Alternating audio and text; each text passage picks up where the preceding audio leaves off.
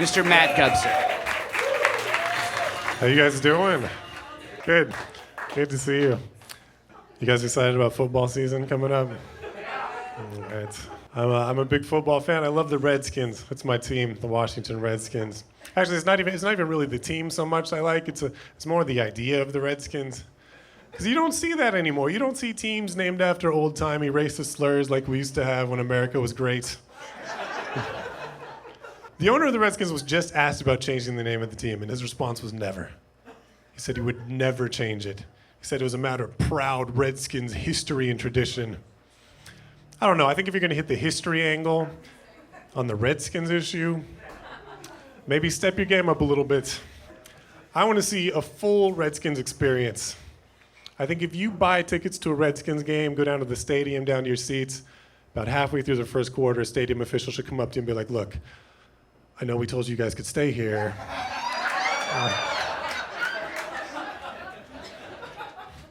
But we got a bunch of Patriots fans we're going to put here instead. We're going to have to move you guys back to the upper deck. They're not great seats. It's a little windy. Take these blankets.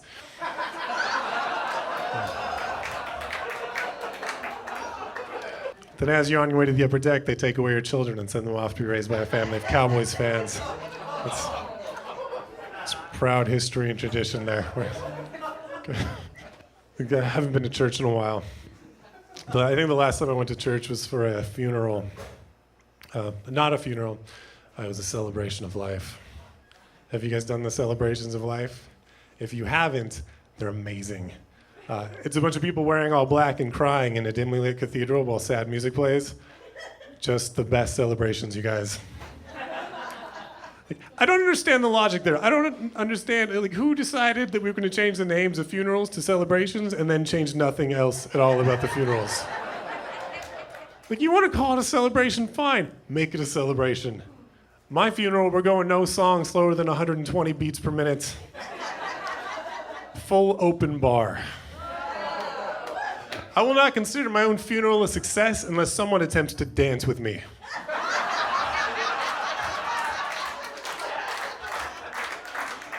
But man, this is a great celebration. Was Matt always such a shitty dancer?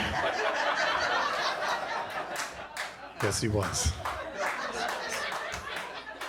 I think there's still certain aspects of dating I'm never going to be comfortable with, like dirty talk. Do we have any dirty talk fans in here? That is some bullshit. Whenever a woman looks at me and says, what are you going to do to me? I'm like, we're both going to be here. I don't want to ruin the ending. So my problem with dirty talk is in the history of dirty talk, no one has ever made an honest statement, not once. I'm going to hit that all night long. 15, 20 minutes. If I pace myself. I'm going to rock your world. I might knock your cell phone off your nightstand, depending on how small your bed is.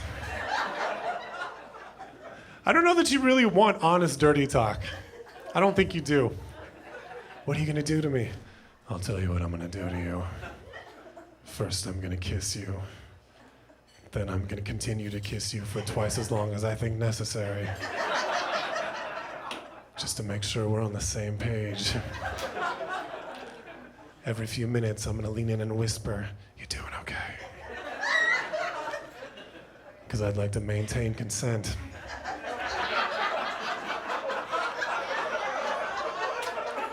Then we're going to have a little talk about contraception because we're responsible adults. That's going to be followed by way too much foreplay because I'm not taking the risk. You're one of the 25% of women who can climax through penetration alone. Gonna follow that up with about half an hour positions that do absolutely nothing for me, so I make a strong first impression. But in the morning, I'm gonna get up, I'm gonna make you breakfast, I'm gonna walk over to your refrigerator, I'm gonna grab some eggs, I'm gonna grab some vegetables. You like vegetables? I bet you love vegetables. This is California. It's one of the top agricultural producers in the world. You should really be eating more vegetables. It's one of your best ways to reduce your cancer risk. Plus, you're supporting the local economy. We're gonna have some vegetables in the morning. Then I'm gonna take a shower and leave because I got a busy day ahead of me. But girl, I'm gonna text you in the afternoon. I'm gonna text you in the afternoon. We're gonna set up something for early next week, probably Tuesday. I know you love Tuesdays. Then we're gonna date for about 2 months, but I don't think this is going anywhere long term. And you're gonna get tired of me being broke and never around because I'm at a comedy show. But we'll have dated long enough that we'll both be comfortable with this becoming a booty call, and that'll go on until one of us ends up in a long-term relationship. But we'll stay friends, we'll have lunch every once in a while, we'll like each other's pictures on Facebook. Then when that relationship ends, I'll be right there to help you rebound. You ready for that? Thank you guys, have a great night. I can't type. I don't take dictation. I won't sharpen pencils. I can't file. My boss calls me indispensable. Miss Jones, Just a minute. will you make a copy of this? Naturally. I push the button on the Xerox 914. I make perfect copies of whatever my boss needs by just turning a knob and pushing a button.